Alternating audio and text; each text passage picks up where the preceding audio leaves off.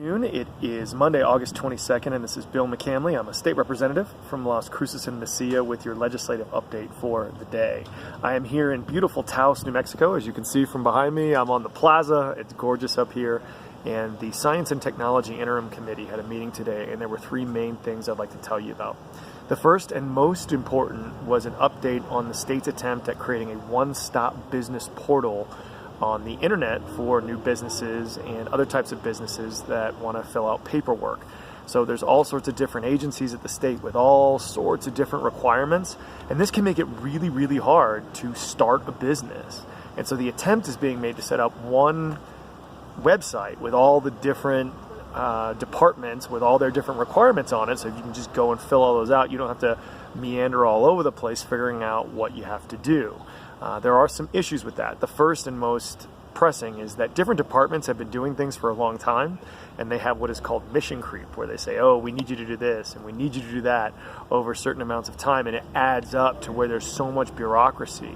So the question is, can departments simplify what they're doing and make their processes into kind of similar systems to what other people are doing, so it's easy for the business person to figure it out.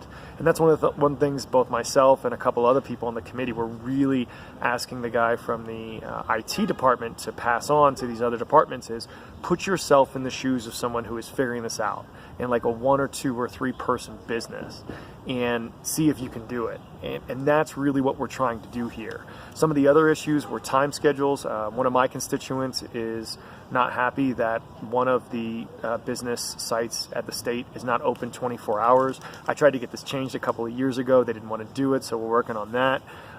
Figuring out local governments and the federal government. So if I'm starting a business, I don't know what's going on in terms of the stuff I have to do at the state or local or national level. So there's also going to be an attempt to include some of the local municipalities and counties that have their own paperwork processes and the federal government on one place. And that's really important moving forward. Another thing we talked about was here in Taos, they actually have an electric co-op, which is a different kind of business model where all of the residents in town are a part of a nonprofit business that they can then vote on the directors for and do their electricity.